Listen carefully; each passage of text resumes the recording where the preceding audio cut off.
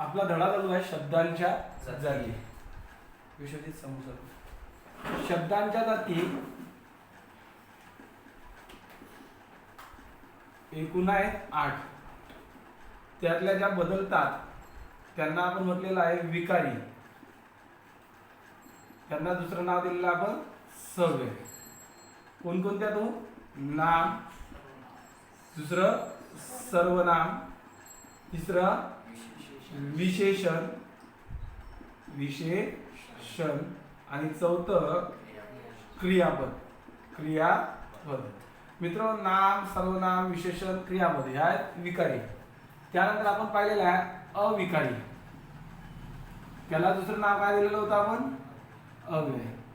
आता याच्यामध्ये पहिली जात येणार आहे, पहिली क्रिया विशेषण. बरोबर आहे ना? क्रिया विशेषण. त्यानंतर पुढचं येणार आहे शब्द योगी अव्यय. सातवं येणार आहे उभययान वयी अव्यय. त्यानंतर आठवं येणार आहे केवल प्रयोगी अव्यय. मग आपण पाहिलेलं होतं की नामाचं लिंग, वचन आणि विभक्तीनुसार हे चौघं बदलतात, म्हणून यांना आपण काय म्हटलं होतं? विकारी किंवा सव्य. मित्र, आपलं हे संपलेलं आहे आता. बरोबर आहे ना? विकारी जाती. आता येणार आहे आपल्या अविकारी जाती. कोणत्या? अविकारी, ज्या बदलतच नाहीत. पण एक जरा तेव्हा हे चौघं बदलतात, हे चौघं बदलत नाहीत, हे पक्का आहे. पण याच्यातला जो क्रियाविशेषण आहे ना, तो कधी बदलतो तर कधी बदलत नाही. मग पाहता आपण पाहणार आहोत क्रियाविशेषण. काय पाहणार आहोत आपण? क्रियाविशेषण.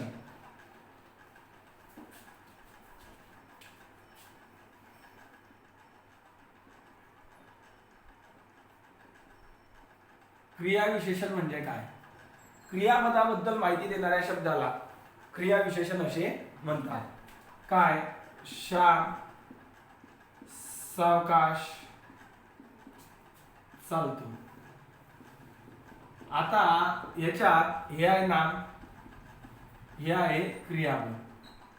आता लक्षात द्या, आपण काय म्हणलेलं आहे? क्रियाविशेषण म्हणजे काय? क्रियापदाबद्दल माहिती देणाऱ्या शब्दाला क्रियाविशेषण म्हणतात. मग श्याम सावकाश चालतो, ही माहिती श्याम बद्दल आहे का त्याच्या चालण्याबद्दल आहे? चालण्याबद्दल, त्याच्या चालण्या. कसा चालतो तो? सावकाश. तर मित्र, हे चालतो क्रियापद आहे. क्रियापदाबद्दल माहिती देणाऱ्या शब्दाला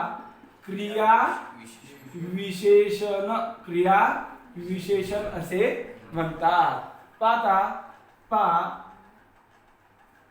संदीप हळू चालतो. संदीप हळू चालतो. मग संदीप हे नाम आहे, चालतो हे क्रियापद आहे. मग हळू हा शब्द संदीप बद्दल माहिती देतो का त्याच्या चालण्याबद्दल? चालण्या. कसा चालतो संदीप? हळू. तर हा हळू काय होणार आहे? क्रियापदाबद्दल विशेष माहिती देणारा शब्द म्हणजे क्रियाविशेषण. काय होणार आहे? क्रियाविशेषण. पाहता त्यानंतर आज मी गावी जाणार. आज मी गावी जाणार या वाक्यात आज हा शब्द हा जाणार हा शब्द क्रियापद आहे. आणि जाणार या शब्दाबद्दल, या क्रियापदाबद्दल विशेष माहिती देणार आहे. कधी जाणार मी गावाला? आज हे काय होणार आहे? क्रियाविशेषण. म्हणजे साध्या शब्दात बोलायचं झालं तर क्रियापदाबद्दल माहिती देणाऱ्या शब्दाला क्रियाविशेषण असे म्हणतात. माधव उद्या पुण्याला जाईल. कधी जाईल? उद्या पुण्याला जाईल. प्रणाली सावकाश चालते. प्रणाली कशी चालते? सावकाश चालते. मग चालल्याबद्दल कशी चालते? सावकाश. ऋतिक धपकन पडला. कसा पडला? धपकन. पंखा हळू फिरतो. कसा फिरतो? हळू फिरतो. म्हणजे क्रियापदाबद्दल माहिती देणाऱ्या शब्दाला क्रियाविशेषण असे म्हणतात. आता क्रियाविशेषण हा अव्यय आहे का सव्य आहे? तर लक्षात ठेवा, जेव्हा क्रियाविशेषण हे बदलणार तेव्हा त्याला म्हणायचं सव्य, किंवा त्याला आपण काय नाव दिलेलं आहे? विकारी. आणि जेव्हा बदलणार नाही तेव्हा त्याला म्हणायचं अव्यय किंवा अविकारी. आता उदाहरणार्थ पाहता, राम चांगला खेळतो. राम चांगला खेळतो हे वाक्य आहे. राम चांगला खेळतो. मग आता कोणताही शब्द, कोणत्याही शब्दांची जात ही सव्यय आहे का अव्यय आहे हे कशावरून ओळखले जाते भूषण?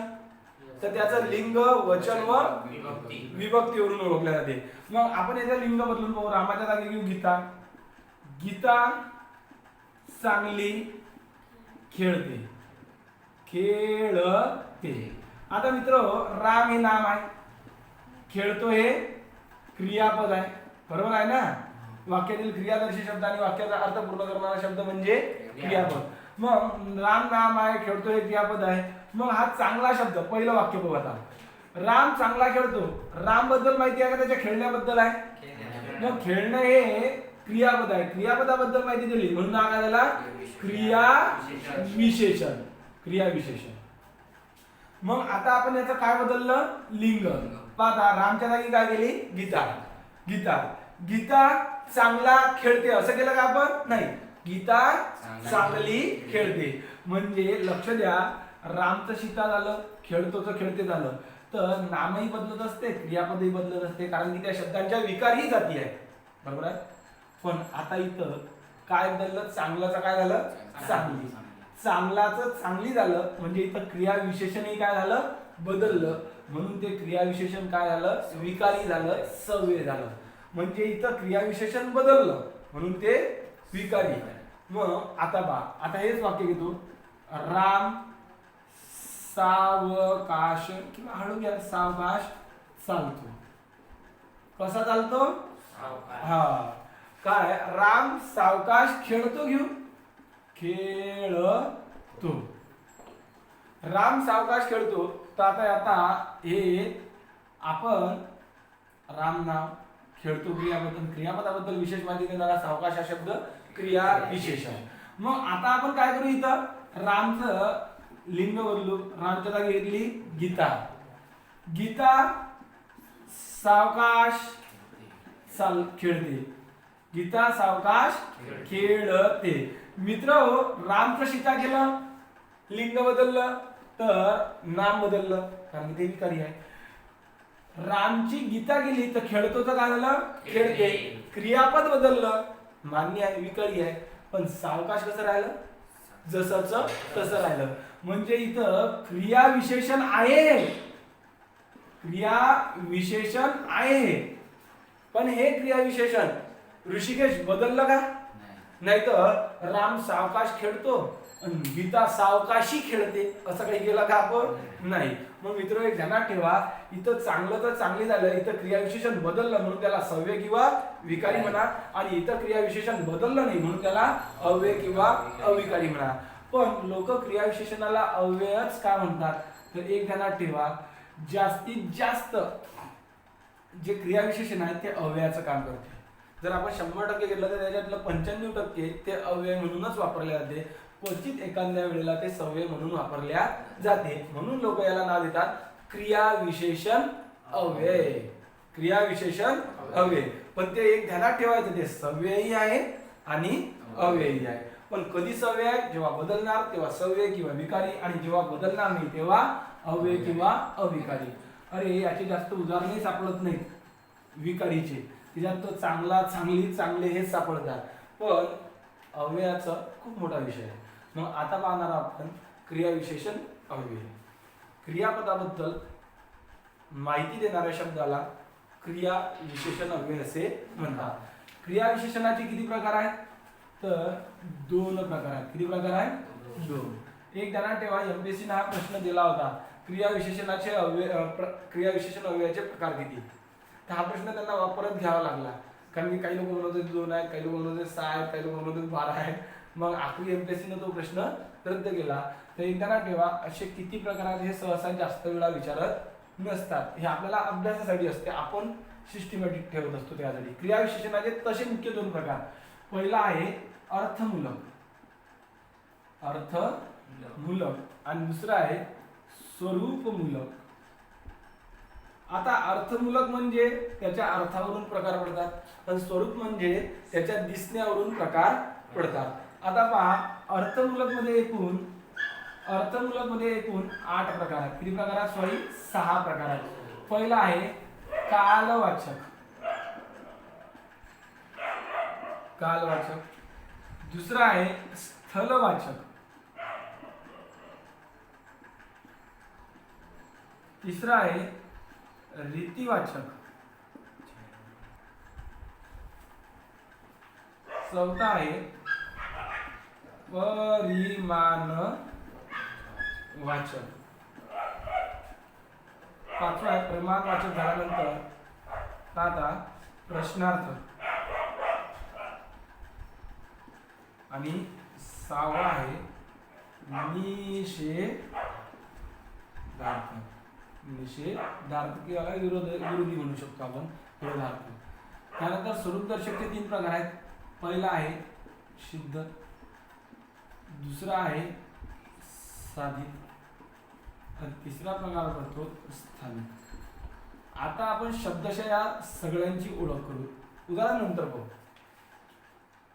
क्रियापदाबद्दल विशेष माहिती देणाऱ्या शब्दाला क्रियाविशेषण असे म्हणतात आणि या क्रियाविशेषणावरून जर काळाचा बोध होत असेल, कशाचा?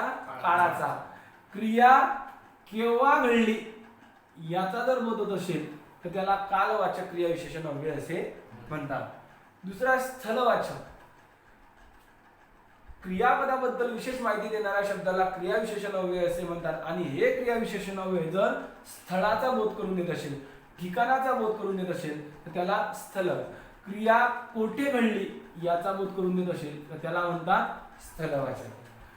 पुन्हा क्रियापदाबद्दल विशेष माहिती देणाऱ्या शब्दाला क्रियाविशेषण अव्यय असे म्हणतात आणि हे क्रियाविशेषण क्रिया कशी घडली याचा बोध करून देत असेल तर त्याला रीतिवाचक क्रियाविशेषण अव्यय असे म्हणतात। परिमाण म्हणजे क्रिया कितीदा घडली हे दाखवणाऱ्याला परिमाण। त्यानंतर ते प्रश्न विचारत असेल तर त्याला प्रश्नार्थक आणि विरोध करत असेल तर त्याला नकारदर्शक किंवा निषेधार्थक असे म्हणतात। सिद्ध, जे शब्द मुळातच क्रियाविशेषण अव्यय असतात त्यांना सिद्ध क्रियाविशेषण अव्यय असे म्हणतात। किंवा ज्या शब्दांना उपसर्ग आणि प्रत्यय न लागता ते क्रियाविशेषणाचं काम करतात। उपसर्ग म्हणजे शब्दाच्या आधी, नाव आहे मोद, त्याला लावला प्र, हा शब्दाच्या आधी जो शब्द लागते त्याला उपसर्ग म्हणतात। शब्द आहे लेख आणि याला लावला क, तर ध्यानात ठेवा शब्दाच्या आधीच्या शब्दाला म्हणतात उपसर्ग आणि शब्दाच्या नंतरच्या शब्दाला म्हणतात प्रत्यय। मग काय म्हटलं मी की कोणत्याही शब्दाला उपसर्ग, कोणत्याही शब्दाला उपसर्ग किंवा प्रत्यय न लागता जे शब्द शुद्ध रूपात क्रियाविशेषण म्हणून वापरले जातात त्याला सिद्ध क्रियाविशेषण असे म्हणतात। म्हणजे कोणत्याही शब्दाला, कोणत्याही क्रियाविशेषणाला जर प्रत्यय आणि उपसर्ग लागत नसेल तर त्याला सिद्ध क्रियाविशेषण अव्यय असे म्हणतात। त्यानंतर साधित, शब्दांच्या जातीपासून तयार केलेल्या क्रियाविशेषणाला साधित म्हणजे च्या पासून तयार केलेले क्रियाविशेषण अव्यय असे म्हणतात, म्हणजे दुसऱ्यापासून तयार होतात। आणि स्थानिक म्हणजे काय? काही शब्द जसेच्या तसे येतात आणि ते क्रियाविशेषण बनतात, त्यांना स्थानिक क्रियाविशेषण अव्यय असे म्हणतात। असतात दुसरे पण त्या ठिकाणावर येतात म्हणून त्या ठिकाणाहून काय होतात ते क्रियाविशेषण म्हणतात, म्हणून त्याला त्यांच्या स्थानिक क्रियाविशेषण अव्यय असे म्हणतात। म्हणजे पहा शब्दांच्या जातीत किंचित बदल करून साधित क्रियाविशेषण अव्यय तयार होतात, तर शब्दांच्या जाती जशाच्या तशा वापरून स्थानिक क्रियाविशेषण अव्यय तयार होतात। पहा आता हे आपण पाहू, पहिल्यांदा हे पाहून घेऊ। पहा पहिल्यांदा काय म्हटलं मी, तर क्रियाविशेषण म्हणजे क्रियापदाबद्दल विशेष माहिती देणाऱ्या शब्दाला क्रियाविशेषण अव्यय असे म्हणतात। मग क्रिया केव्हा घडली त्याला कालवाचक, केव्हा घडली। पहा याच्यामध्ये आज मुख्यमंत्री संस्थाण्यात येणार आहे, कधी येणार आहे? आज, तर हे आज, काल, उद्या, पुढे, परवा, नंतर एरवाळी, इतक्यात, वारंवार, क्षणोक्षणी, नित्य, सदा सर्वदा असे शब्द आले तर समजून घ्यायचं की ते काय आहे? कालवाचक. कोणतं आहे ते? कालवाचक. म्हणजे क्रिया केव्हा घडली, बरोबर आहे ना, तो मला नेहमी भेटायचा. कसा भेटायचा? नेहमी. मित्र, या नेहमी शब्दात काय दिसते हो? नेहमी भेटायचा म्हणजे त्या विशिष्ट काळात भेटायचा. म्हणजे काय झालं हे? कालवाचक. बाबा एरवाळी घरी आले नाहीत म्हणजे बाबा आतापर्यंत घरी आले नाहीत. आतापर्यंत या शब्दातून काय दिसत आहे? कालवाचक. बरोबर आहे ना. परवा आशू गावाला जाणार. परवा आशू गावाला जाणार. कधी जाणार? परवा. हा परवा शब्द काय दाखवणार आहे? कालवाचक. मग आता लक्ष द्या, याच्यातून कशाचा बोध होतो? काळाचा बोध होतो. मग काळाचा बोध करून देताना सर 3 महत्वाचे प्रकार पडतात. त्यात पहिला पडतो, आता लक्ष द्या, कालदर्शक. कालदर्शक. दुसरा पडतो आवृत्ती दर्शक. कोणता पडतो? आवृत्ती दर्शक. आणि तिसरा पडतो सातत्य दर्शक. सातत्य दर्शक. लक्ष द्या, कोणकोणता? कालदर्शक, आवृत्ती दर्शक आणि सातत्य दर्शक. क्रिया केव्हा घडली, सगळ्यात महत्वाचं, क्रिया केव्हा घडली याला कालवाचक क्रियाविशेषण हवे असे म्हणतात. आणि त्याच्यातही किती प्रकार पडतात? कालदर्शक, आवृत्ती दर्शक आणि सातत्य दर्शक. सॉरी, आपण पहिल्यांदा सातत्य दर्शक लिहू आणि त्यानंतर आवृत्ती दर्शक. आता कालदर्शक पहा. क्रिया केव्हा घडली त्याला कालदर्शक म्हणतात. आणि त्या क्रियेमध्ये जर सातत्य नसेल आणि आवृत्ती नसेल तर त्याला फक्त कालदर्शक म्हणतात. त्याच्यात काय नसलं पाहिजे? सातत्य म्हणजे एकसारखेपणा, तर आवृत्ती म्हणजे रिपीटेशन, हे कंटिन्यू आणि हे रिपीट, हे दोन्ही नसेल तर त्याला म्हणतात कालदर्शक. म्हणजे आपण व्याख्या करू शकतो कालदर्शकची. कालदर्शक क्रियाविशेषण अव्यय फक्त काळाचा बोध करून देते. उदाहरणार्थ आज, काल, उद्या, परवा, नंतर, इतक्यात, त्यानंतर अलीकडे. अलीकडेच तो मला भेटला. अलीकडे स्थलदर्शक मध्ये येते आणि कालदर्शक मध्ये येते. त्यानंतर पा एरवाडी, एरवाडी असे काही शब्द आहेत ते फक्त कशाचा बोध करून देतात? काळाचा. म्हणजे ज्या कालवाचक क्रियाविशेषण अव्ययातून फक्त काळाचा बोध होतो त्याला कालदर्शक क्रियाविशेषण अव्यय असे म्हणतात. उदाहरणार्थ सांगितलं मी तुम्हाला, आज, काल, उद्या, परवा, नंतर, मागे, पुढे, अलीकडे, आधी, जेव्हा, तेव्हा, केव्हा, हल्ली, यंदा, सांप्रत, त्यानंतर तात्काळ, इतक्यात, लगेच, तूर्त, पूर्वी, एरवाडी असे शब्द आले तर त्याला म्हणायचं कालदर्शक. काय म्हणायचं त्याला? कालदर्शक. तर दुसरं कोणतं आहे हो?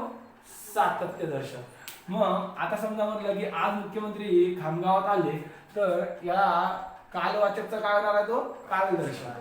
फक्त त्याच्यात काय दिसत आहे? फक्त क्रियेचा काळ दिसत आहे, बाकी सातत्य दिसलं नाही, आवृत्ती दिसली नाही. दुसरं सातत्य, ज्या क्रियेची सातत्यता दिसते त्याला कालवाचक सातत्य दर्शक क्रियाविशेषण अव्यय असे म्हणतात. उदाहरणार्थ पहा, सदा, सर्वदा,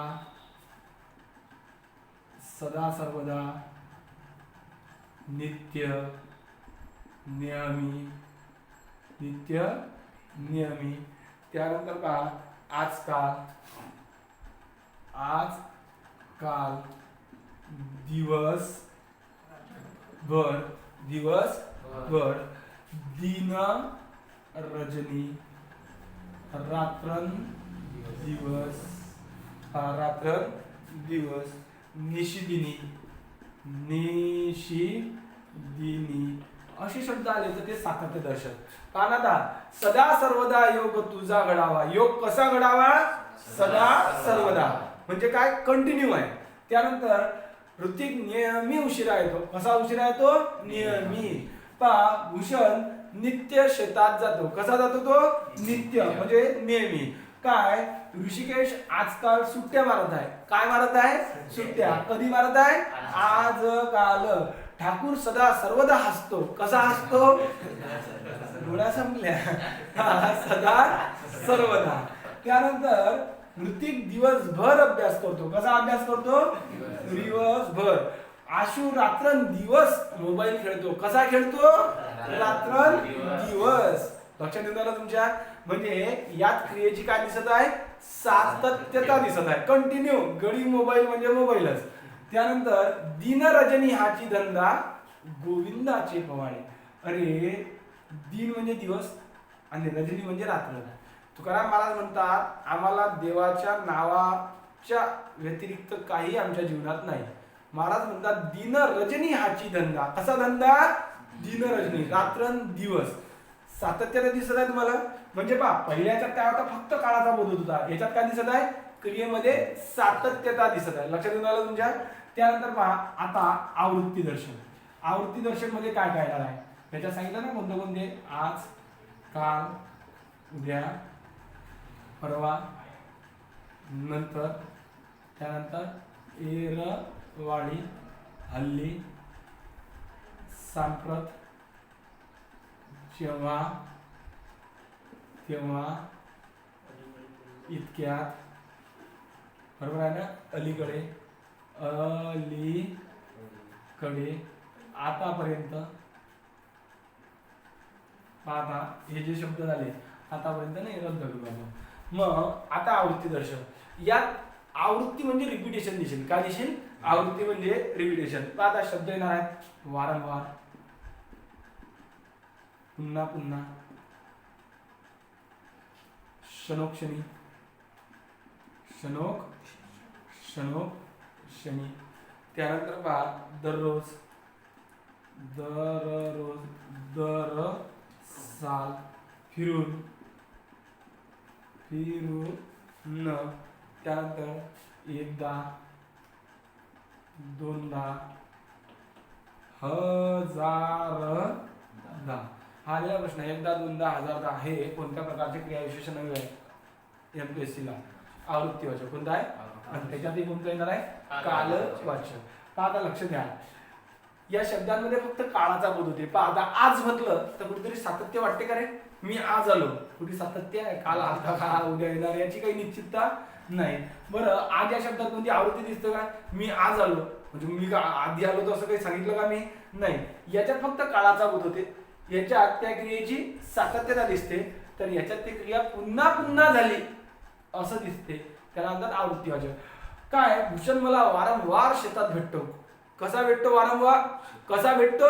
वारंवार. म्हणजे काल गेलो ते कोल्ह्यावाला दिसला, आजही गेलो तर गडी दिसला. म्हणजे क्रियेची काय झाली? सातत्यता. पाहता आशू पुन्हा पुन्हा मोबाईल खेळतो. कसा खेळतो? पुन्हा पुन्हा. मी आता इथं पाहिला तर मोबाईल खेळला, अर्ध्या तासानं पाहिला मोबाईलच खेळते, आणखी उद्या दिसणार तर गडी काय करणार आहे?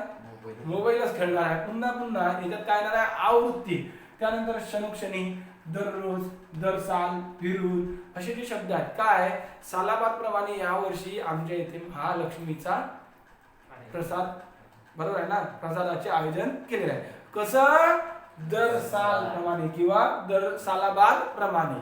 मग आता हे शब्द हर साल, दररोज हे शब्द काय करतात? खंड पाडतात. याच्यात कुठेच खंड नाही. याच्यात खंड आहे.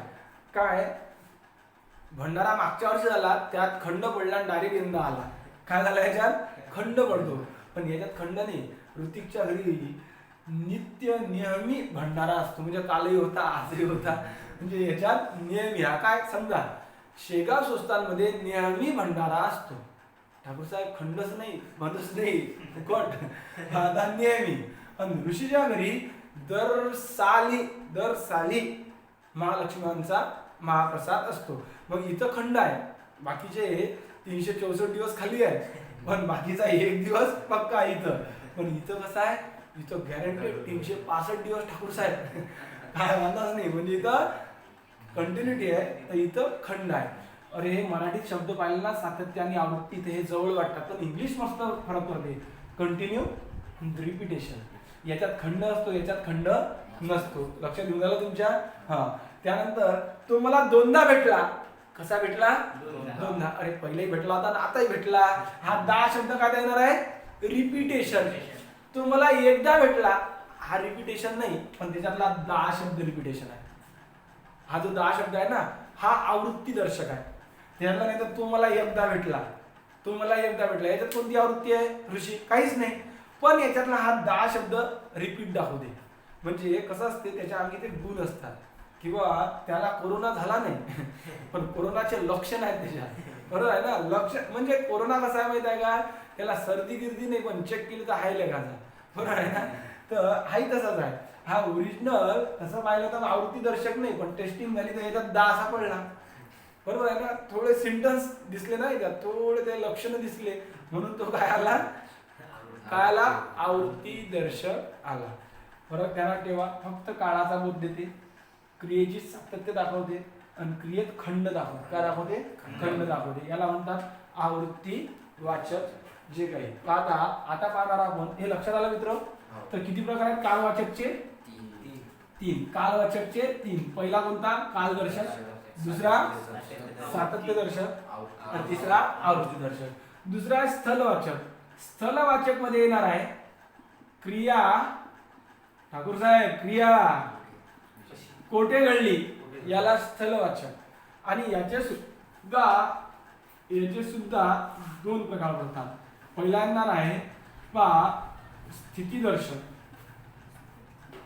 किंवा त्यालाच म्हणतात स्थानदर्शक, आणि दुसरा आहे गतिदर्शक, त्यालाच म्हणतात स्थित्यंतर दर्शक. आता वरचा आहे स्थितीदर्शक आणि दुसरा आहे गतिदर्शक. यात जे स्थितीदर्शक आहे, आता लक्ष द्या,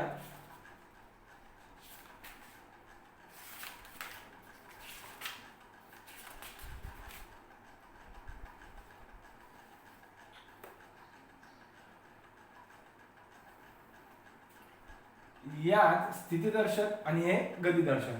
स्थितीदर्शक मध्ये स्थिती दाखवते, स्थान दाखवते, तर गतिदर्शक मध्ये कुठेतरी गती दाखवते.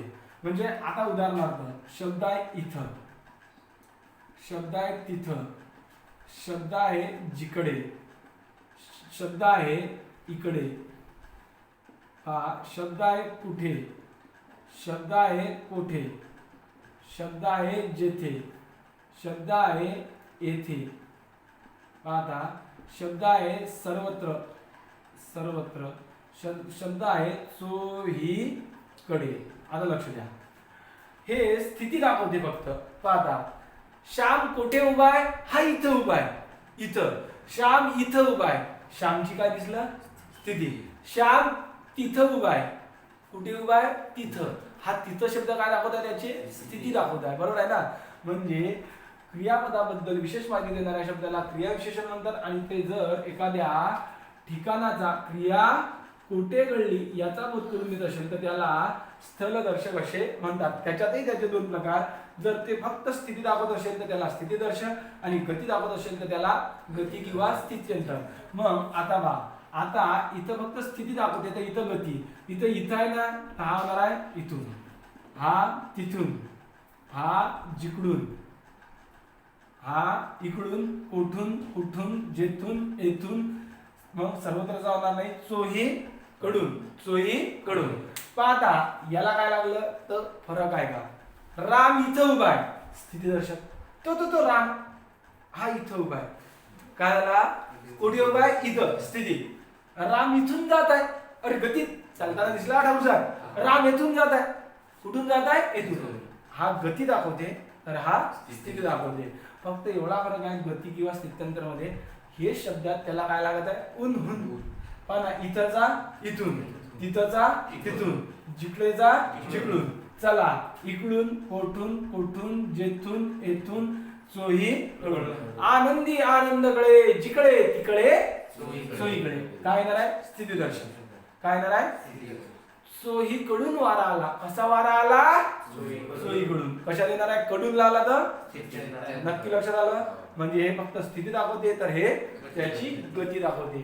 तर या स्थलवाचकचे ठाकूर साहेब किती प्रकार म्हणले, 2. आणि फक्त कशावरून, स्थान आणि त्याची गती. उन्हून लागलं, हा झाला कोठे. आता साहेब तिसरा रीतिवाचक. रीतिवाचक म्हणजे क्रिया कशी घडली. आता याचे सुद्धा किती प्रकार आहेत? 3 प्रकार आहेत. किती प्रकार आहेत? 3. पहिला येणार आहे प्रकारदर्शक. ओके. दुसरा येणार आहे साहेब अनुकरण दर्शक. तिसरं येणार आहे निश्चय दर्शक. काय येणार आहे? निश्चय दर्शक. ऐका आता. क्रिया कशी घडली? काय वाक्य आहे? राम हळू चालतो. रीत आहे. कसा चालतो? हळू. सीता जोरात धावते. कशी धावते? पोलीस भरती आहे ना भाऊ. सीता कशी धावते? जोरात धावते. मग रीत दाखवत आहे. बरोबर आहे ना? आशू धपकन पडला. कसा पडला आशू? धपकन पडला. रीत दाखवते ना. बरोबर आहे. काय? ठाकूर बदाबद मार खाते. कसा मार खाते? अरे रीत आहे ना मार खायची. कसा खाते? बदाबद. बरोबर आहे ना? ऋषिकेश धपकन पडला. कसा पडला? धपकन. हळूहळू पडला. म्हणजे क्रियेची काय दिसत आहे इथं? रीत. काय? भूषण हळू हसतो. कसा हसतो? मनातच हसतो. हळू हसतो. हे काय झाली? रीत. म्हणजे क्रियेची काय दिसत आहे इथं मित्र? रीत दिसत आहे. काय दिसत आहे? रीत. मग जेव्हा क्रिया कशी घडली दिसत असेल त्याला म्हणायचं रीतिवाचक. आणि त्याच्यातही त्याचे 3 प्रकार आहेत. प्रकारदर्शक, अनुकरण दर्शक, निश्चय दर्शक. ऐका. प्रकारदर्शक. क्रिया कशी घडली हे रीतिवाचक. पण क्रियाचं रीत जे ओरिजिनल दाखवते ते प्रकारदर्शक. दुसरं आहे अनुकरण दर्शक. म्हणजे याच्यात एकाच शब्दाची रिपिटेशन येते किंवा त्याच्यातून नाद, ताल, लय, रिदम जे आहे ना ते येते. ते अनुकरण दर्शक. आणि निश्चय दर्शक म्हणजे याच्यात क्रियेची निश्चितता असते. काय असते? क्रियेची निश्चितता. मग आता याच्यातले उदाहरण लिहिल्यानंतर सहज लक्षात येणार आहे. पाहता. असे, तसे, जसे, उगीच, व्यर्थ, जलद, सावकाश,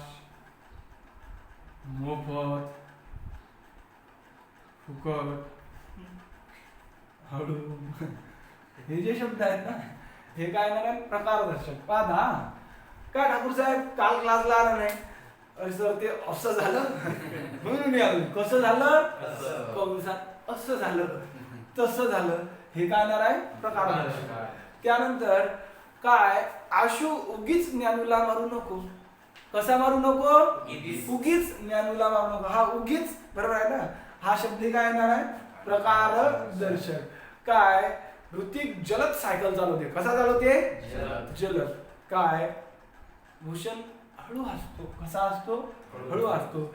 शेगावला मोफत फुकट जेवण आहे. कसं आहे?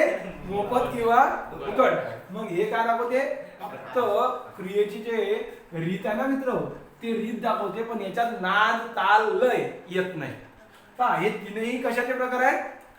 रीतिवाचकचे. पण याच्यात नाद, ताल, लय काही आवाज येते का? मोफत आहे ना ठाकूर आवाज येत नाही. मग याच्यात रिदम येत नाही. फक्त याच्यात काय दिसते? क्रिया कशी घडते. पण याच्यात क्रिया कशी घडते हे माहित पडते.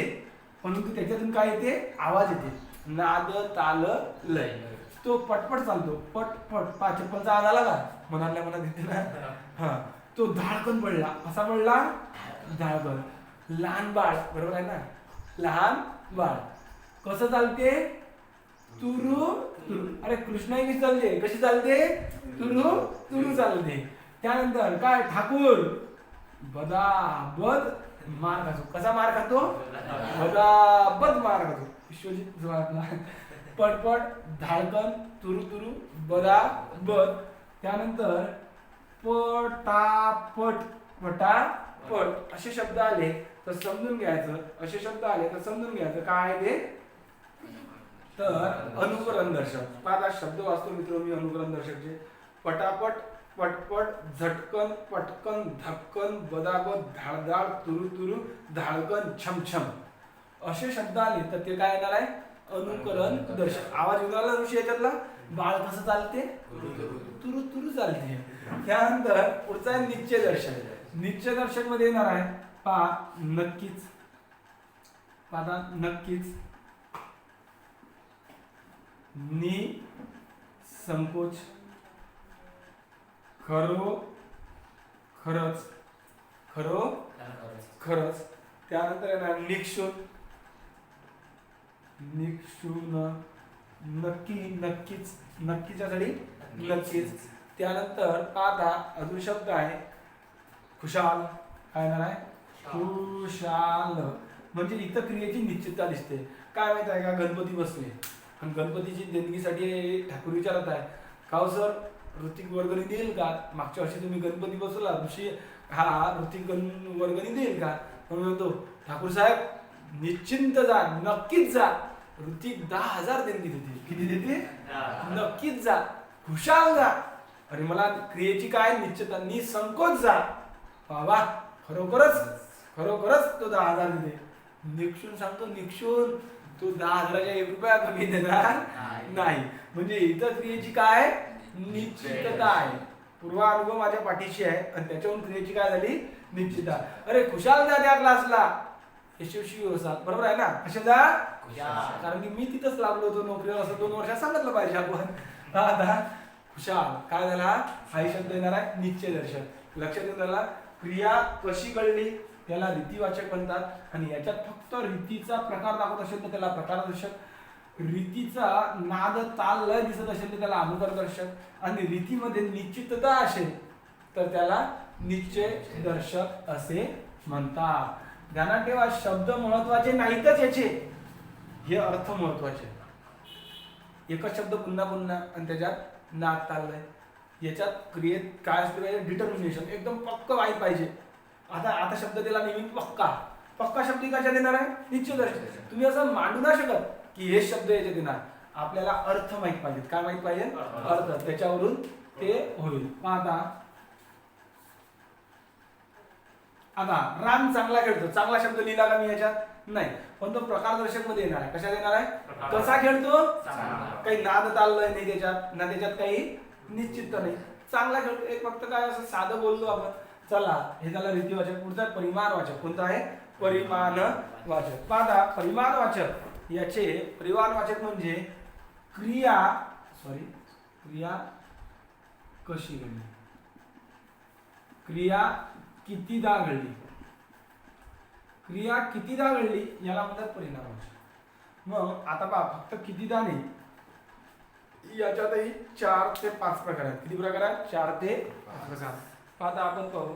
पहिला आहे संख्यावाचक. याचं पहिलं कोणतं आहे?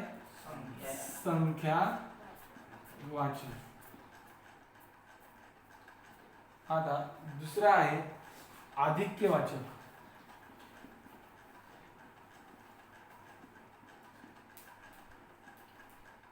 तिसरा आहे पर्याप्तीवाचक. पर्याप्तीवाचक.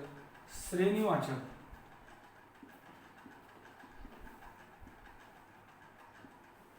आणि त्यानंतरचा पुढचा आहे अपकर्षवाचक.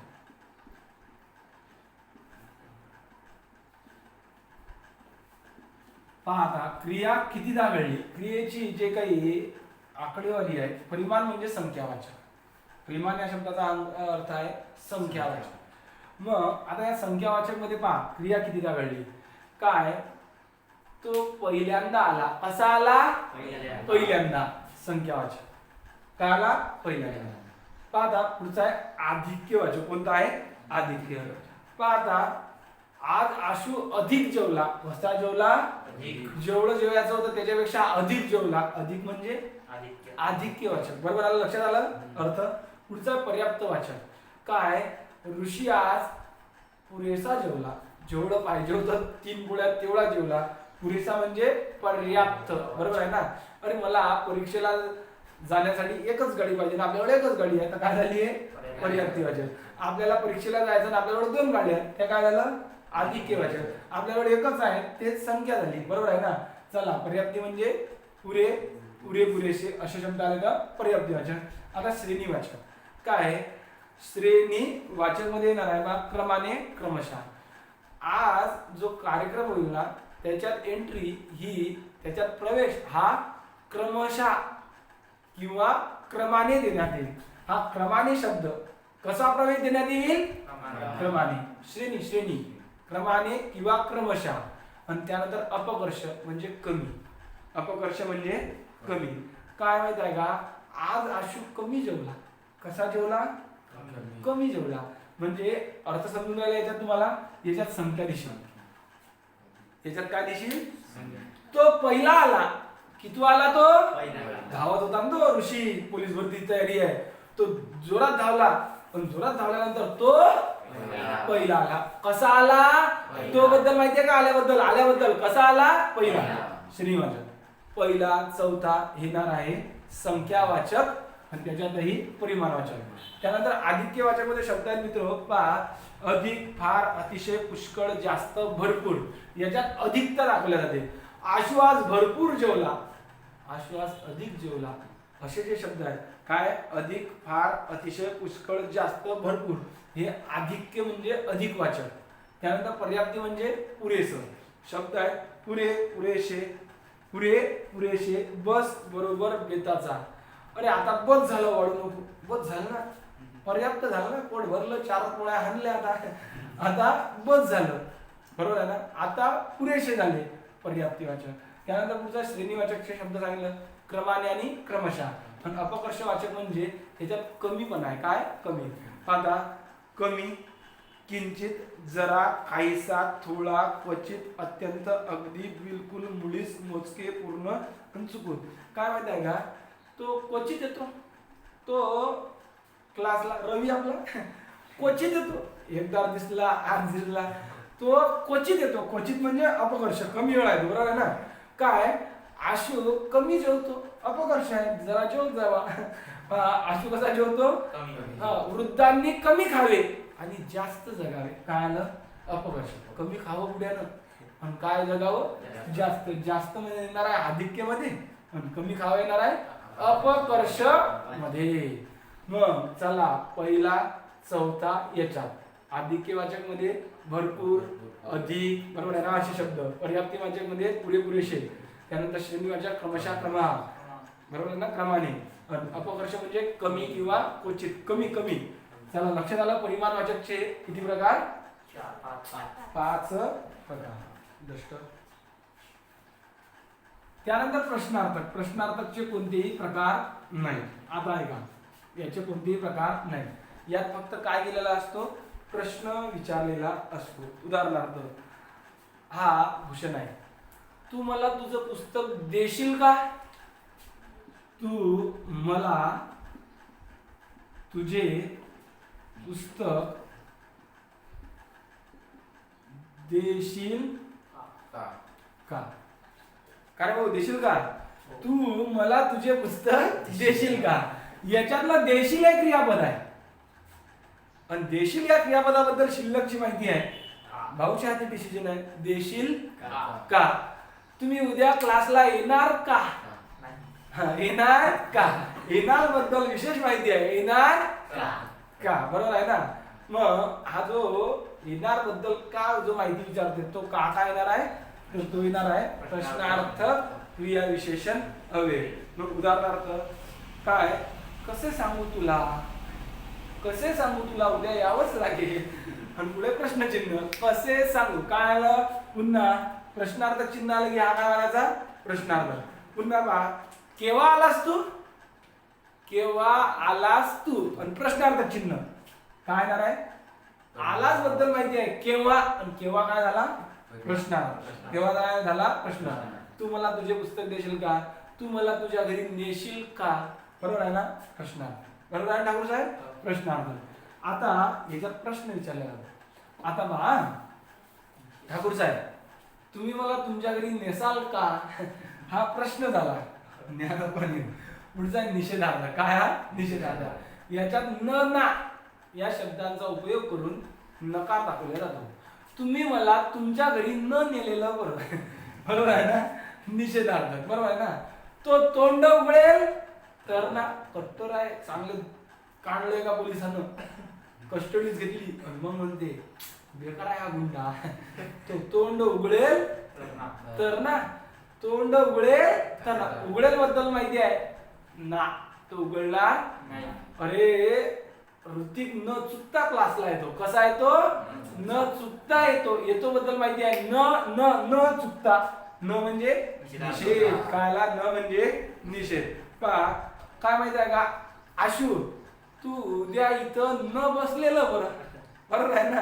न बसलेलं बरं. पहा बसण्याबद्दल माहिती आहे. कसं? न नाही तसा शांत आहे तो. न बसलेलं बरं. हा न शब्द काय दाखवते? निषेध. न नाचा उपयोग. बरोबर आहे ना? तुम्ही मला उद्या तुमच्या घरी नेसाल का? प्रश्नार्थ. तुम्ही मला तुमच्या घरी न नेलेलं बरं. निषेधार्थ. लक्षात आलं ना? त्याच्यात नकार आहे आणि याच्यात प्रश्न. बरोबर आहे ना? हा चला आता पुढचा आहे साहेब सिद्ध. सिद्ध मध्ये सॉरी दुसरा आहे स्वरूप मूलक. आई सांगता स्वरूप मूलक. स्वरूप मूलक मध्ये पहिलं काय आहे? सिद्ध. आता सिद्ध म्हणजे काय? जे शब्द मुळातच क्रियाविशेषण अव्यय असतात. जे शब्द मुळातच क्रियाविशेषण अव्यय असतात त्यांना सिद्ध क्रियाविशेषण अव्यय असे म्हणतात. जे शब्द मुळातच क्रियाविशेषण असतात. पण एवढं आपल्याला काय माहिती आहे मुळातच कोण क्रियाविशेषण अव्यय आहे? मग ज्या शब्दांना ज्या क्रियाविशेषणांना उपसर्ग आणि प्रत्यय सांगितलं ना. उपसर्ग म्हणजे शब्दाच्या आधी लागणारा शब्द. प्रत्यय म्हणजे शब्दाच्या नंतर लागलेला शब्द. ज्या क्रियाविशेषणांना उपसर्गही लागत नाही आणि प्रत्ययही लागत नाही त्यांना सिद्ध क्रियाविशेषण अव्यय असे म्हणतात. उदाहरणार्थ मागे, पुढे. बरोबर आहे ना? इकडे. त्यानंतर शब्द आहे आज, काल, उद्या, हा खाली असे शब्द.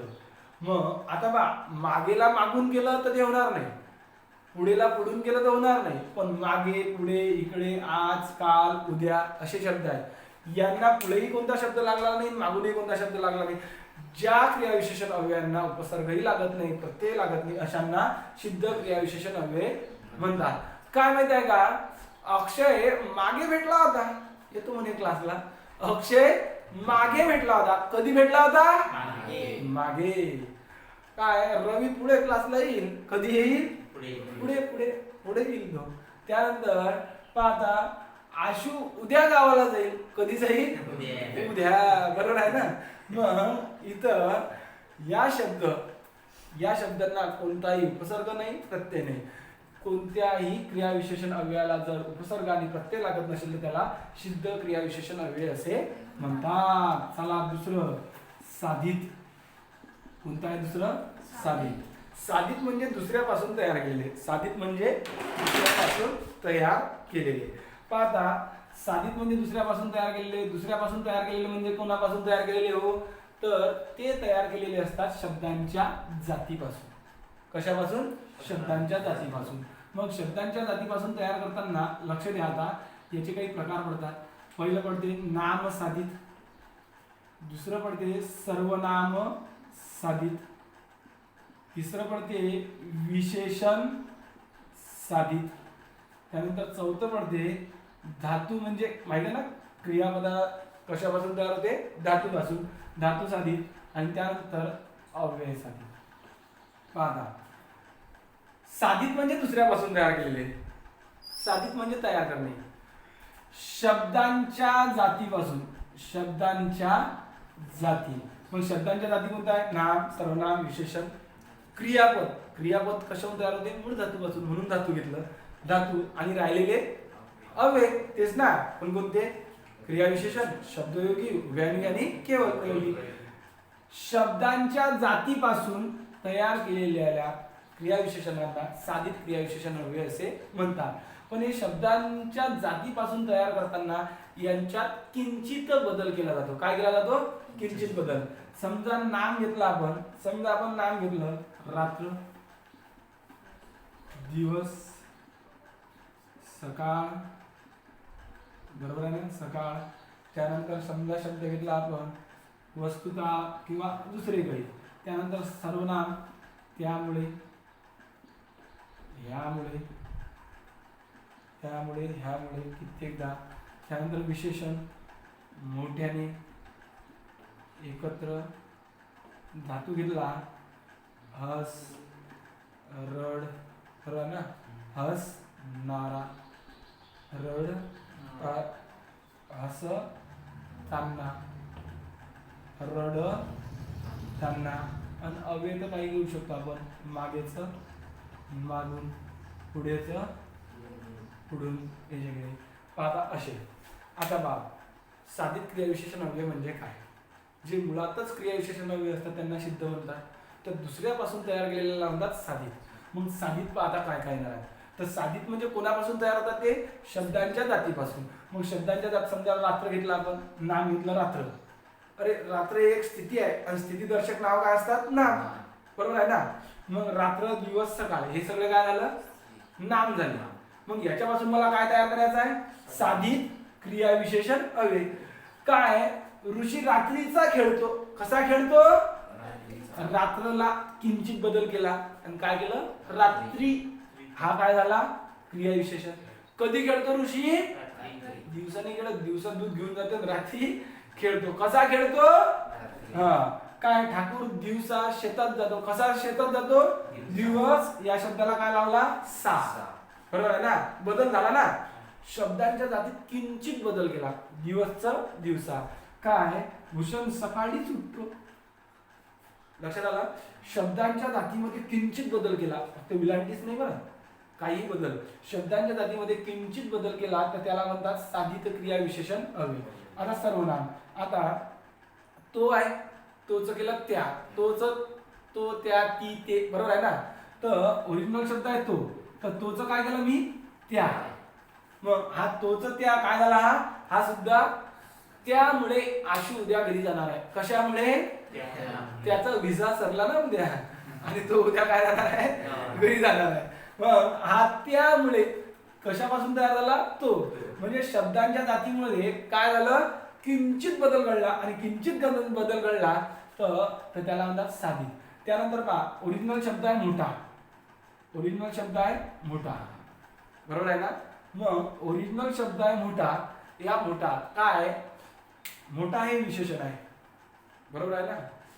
हरिओम माझा मोठा भाऊ आहे. अशोक काय म्हणते? हरिओम माझा मोठा भाऊ आहे. हा मोठा शब्द विशेषण आहे. पण आता याच्यात किंचित बदल करू. कसा बदल करू? किंचित बदल करू. आणि तो किंचित बदल केला की तो विशेषण आता काय होणार आहे? विशेषण साधित क्रियाविशेषण अव्यय. विशेषण साधित क्रियाविशेषण अव्यय. काय? पिक्चर पाहिला असेल गदर, पाहिला का नाही? त्या तो सनी देओल पाकिस्तानात जाते, पण पाकिस्तानात जाते ठाकूर साहेब तो, पण पाकिस्तानात गेल्यानंतर तो हापशी उपटते. काय उपटते? हापशी. मग आपण म्हणतो काय? सनी मोठ्याने ओरडतो. कसा ओरडतो? मोठ्याने. हा मोठ्याने, मोठापासून मोठ्याने हा शब्द काय झाला? विशेषण साधित नाही. हरिओम मोठ्याने बोलतो. कसा बोलतो? मोठ्याने बोलतो. हा काय झाला? विशेषणापासून तयार झालेलं विशेषण साधित क्रियाविशेषण. त्यानंतर धातू. हस हा मूळ धातू आहे. काय माहिती आहे का? तो ऋतिक हसताना पडला. कसा पडला? इतका गदागद हसला, पण तो हसतानाच पडला. लक्षात आलं का? पडण्याबद्दल माहिती आहे. कसा पडला? हसताना ठाकूर साहेब. त्यानंतर काल मी ठाकूर साहेबांना रडताना पाहिलं. कसं पाहिलं? रडताना पाहिलं. हा रडताना.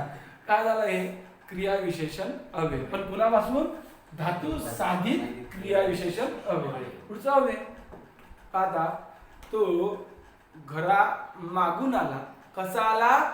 घरा मागून. हा मागून शब्द. बरोबर आहे ना? मग असे जे शब्द येतील का आता याला म्हणायचं काय? म्हणायचं क्रियाविशेषण अव्यय. आणि याच्यातला एक महत्वाचा प्रकार राहिला तो सामासिक. कोणता हो?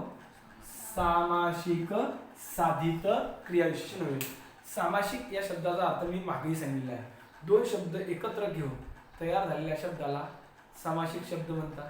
मग आपण तो घेतला होता एकवचनी, त्यानंतर पंचमुखी असे शब्द घेतले होते. मग जाऊ द्या. सामासिक या शब्दाचा पुन्हा अर्थ आहे का? दोन शब्द एकत्र येऊन तयार झालेल्या शब्दाला सामासिक शब्द म्हणतात. आणि हा सामासिक शब्द जर क्रियाविशेषणाचं काम करत असेल तर त्याला सामासिक साधित क्रियाविशेषण अव्यय असे म्हणतात. मग उदाहरणार्थ शब्द आहे. मग याच्यामध्ये एकच शब्द दोनदा येऊ शकतो. मग याच्यामध्ये शब्द आहेत पहा, आजन्म, यथाशक्ती, घरोघर, गावोगाव. म्हणजे दोन शब्द काय ऋतिक गावोगाव फिरला. कसा फिरला? गावोगाव. दोन शब्द एकत्र आले, गाव आणि गाव, बरोबर आहे ना. त्यानंतर आता तो आजन्म देवाची पूजा करत होता. कसा पूजा करत होता? आजन्म. हा पहिला शब्द, जन्म हा दुसरा, बरोबर आहे ना. म्हणजे दोन शब्दांपासून तयार झालेल्या शब्दाला सामासिक शब्द म्हणतात. आणि हा सामासिक शब्द क्रियापदाबद्दल माहिती देत असेल तर त्याला क्रियाविशेषण अव्यय असे म्हणतात. आजन्म, यथाशक्ती, घरोघर, गावोगाव, हर घडी, गैरहजर.